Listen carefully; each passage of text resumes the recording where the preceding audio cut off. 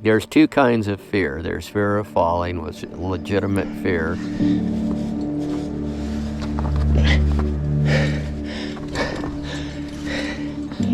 And then the other one would be fear of what people are going to think if you fail.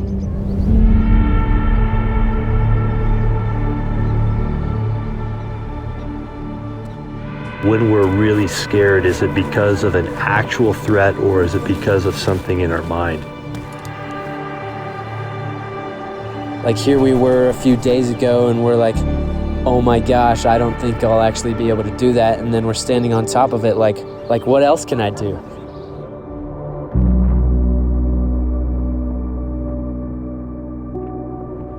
I don't know, there's something kind of beautiful about it, about conquering that fear.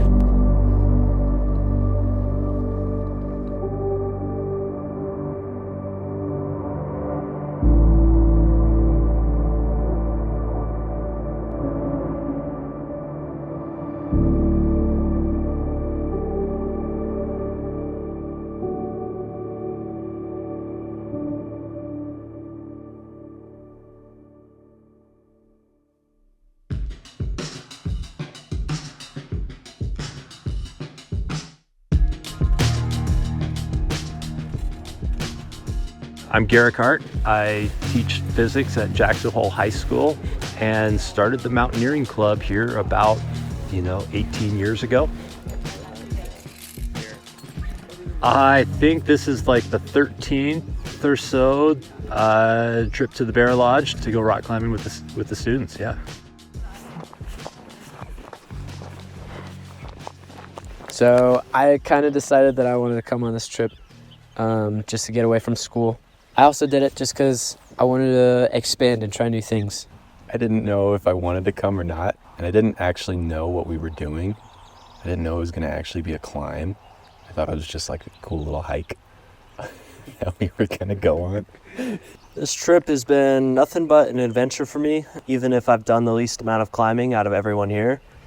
I did it more for the sightseeing, more for the art, and more to try something new, try climbing once again, even if it's been hard for me.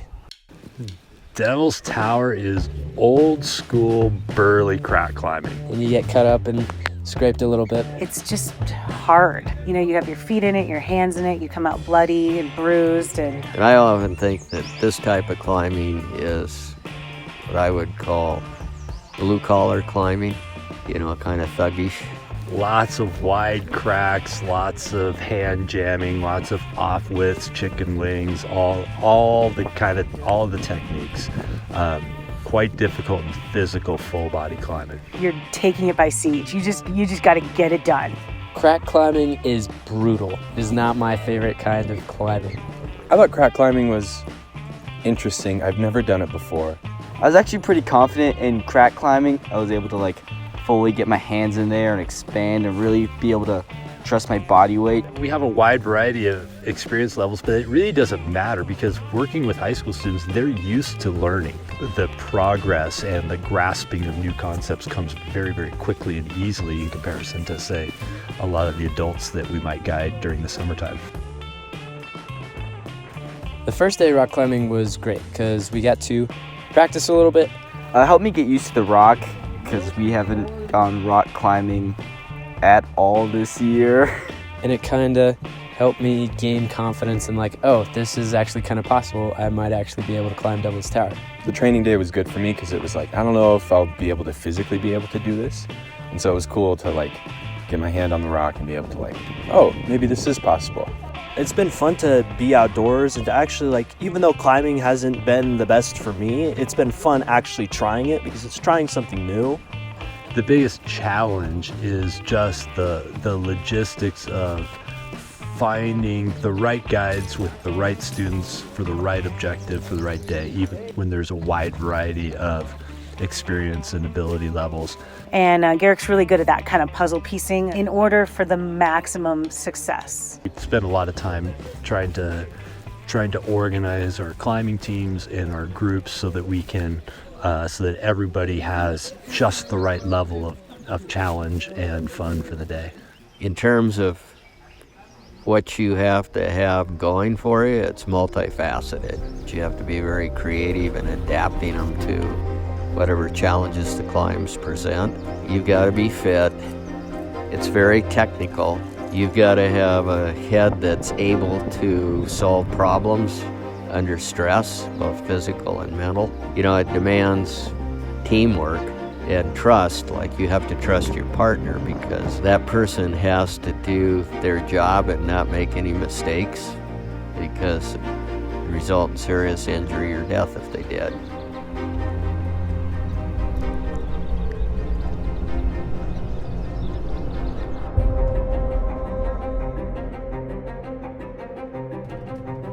We wake up at 5 a.m.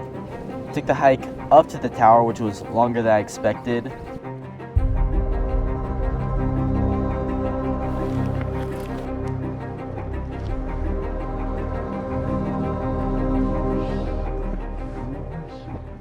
So I wasn't necessarily afraid of heights or falling at any point, but what scared me the most was not being able to climb and like having to leave everybody behind and being like, sorry guys, I can't make it, and then ruining everybody else's trip.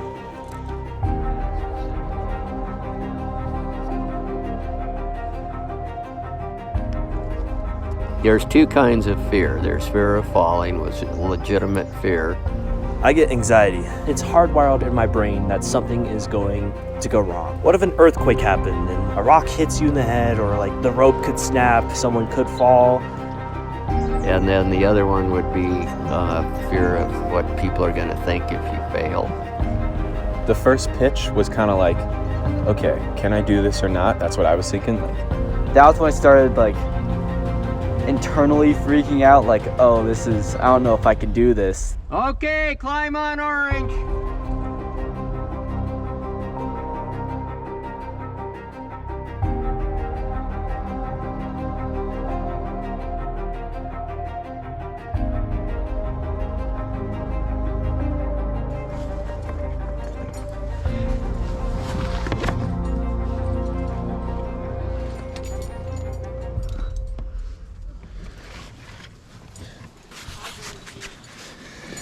I remember going up the first pitch and thinking, there is no way I would ever free solo anything.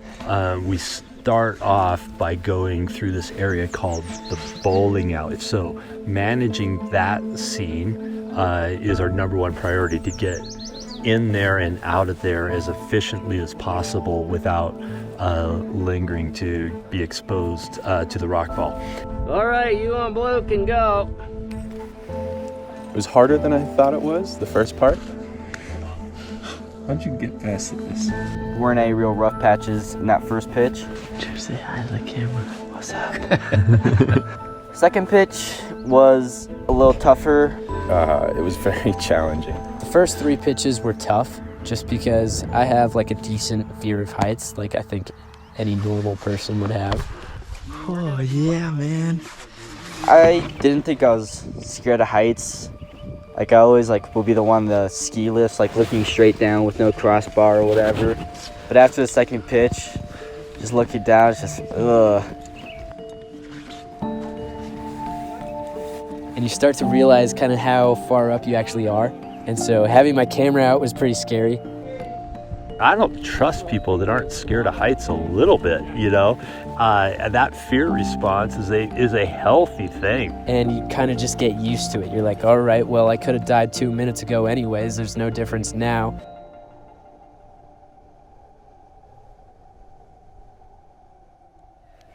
Third pitch is when things kind of took a turn. And that was where I realized that, like, this is gonna be exhausting. Third pitch, I think, was by far the roughest out of any of them. Ooh, baby. The beginning of it wasn't too difficult. There were some nice footholds and handholds, but it got more and more difficult as we got up to the pillar. And then the leaning tower becomes, you know, quite a bit more difficult. I got to the base of the leaning tower and How do I climb this? Because there weren't really any holes in the pillars, like smooth. I had no idea what I was gonna do. The higher you get, the harder it is to kind of retreat.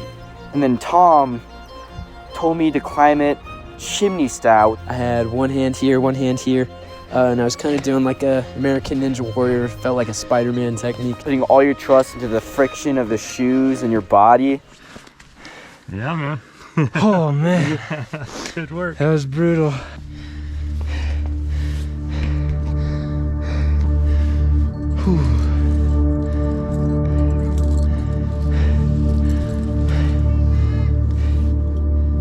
That's kind of a checkpoint in my mind.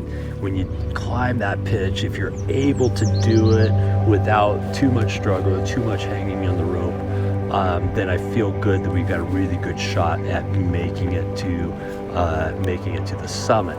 Each pitch you gain more and more confidence, even though I think the higher you went, the more difficult the climbing was. Then the next pitch is actually the most difficult pitch on that route. Pitch number 4, which is like the worst ever. We call it the bear hug pitch, is where you're just Spread eagle against the wall. inching your way up between two cracks. And just like wedge yourself. It's something you have to just figure out. And so that pitch was the hardest for me mentally. Throughout pitch 3 and pitch 4, I was thinking to myself, like, how do people do this for fun? This is terrifying. Our students this week were amazing because not only did they learn quickly, but they're just mentally tough and battled and figured it out and didn't give up and persevered through that section.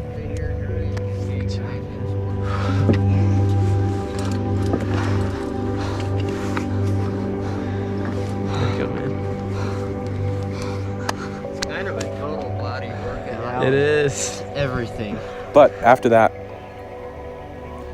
it didn't get easier, but like I had a confidence over me again. And I was like, I can do this. And then we had a couple wider pitches where you kind of like crawl inside the crack, and unfortunately there was quite a bit of pigeon poop. Well, I got up like 5 feet on that. I started slipping, like really slipping. When you're struggling and you're so physical in rock climbing, sometimes the best way to do things is just to chill out and just like use your brain and think of the easiest way to do it. Because I'm terrified the entire time, but I'm doing my best not to show it.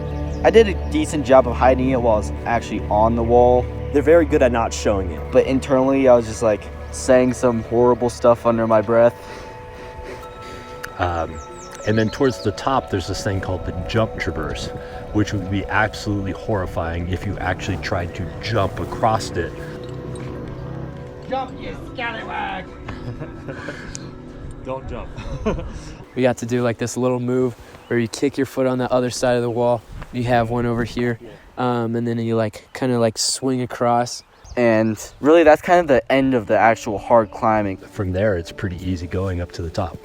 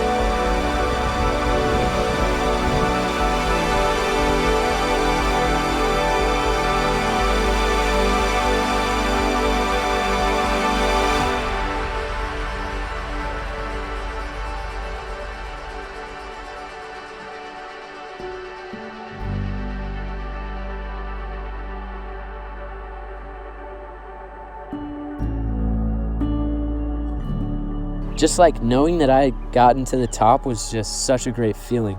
I felt like I could do anything after that. It felt amazing. There was no doubt in my mind that you guys were going to make it at the top.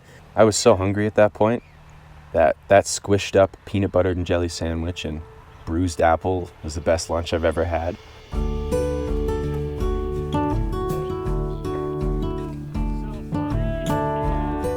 Summiting the tower taught me that even if my brain is telling me like you can't go any further or you can't do this, like physically I can, and I can go beyond what I think I can do. I think just the experience of looking at that thing and going, there's no way I can make it to the top of that, and then pushing yourself, not comparing yourself to somebody else, but just to what your own mental kind of blocks that you may have. I think this experience will help me for the rest of my life, especially with just being able to try new things, putting myself in places where I'm not super comfortable.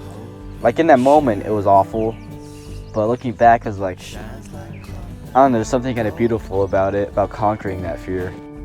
Showed me that you kind of have to take the hard way sometimes. You gotta mine through a bunch of dirt to get to the actual gold. It's shown me that like I should do more of this in the future because it's a lot of fun.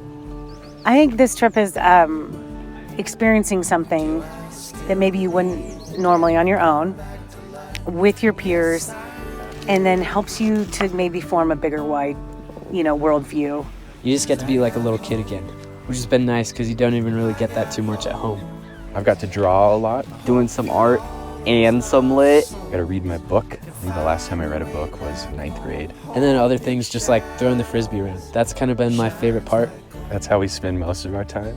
I think you guys make me enjoy these trips, because when I get to see you guys climbing, you guys having a good time together, like really the kids on the trip make it fun. Honestly, the favorite part was watching a bunch of 17 and 18-year-olds play like middle schoolers in their downtime.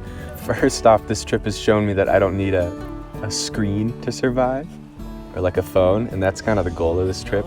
Listening to Mac tell his great horror stories. Campfire stories, the Screechy Scraggler has been the best part, I would say, and just hanging out with friends, getting to know new people, We have a group of students that are from different social groups, different ages. It's really important in formative years to have the experience of hanging out with people you don't normally hang out with. For them to see each other struggling and trying, create together and hike together. Something happens that all of a sudden you stop seeing people as other than, and you start seeing them as more like you. And learning how to appreciate people from all walks of life is a really important skill. And what I've seen is just really, really kindness between students, and just the quality of people that seem to keep signing up for these trips has always impressed me, and they're just fun people to hang out with.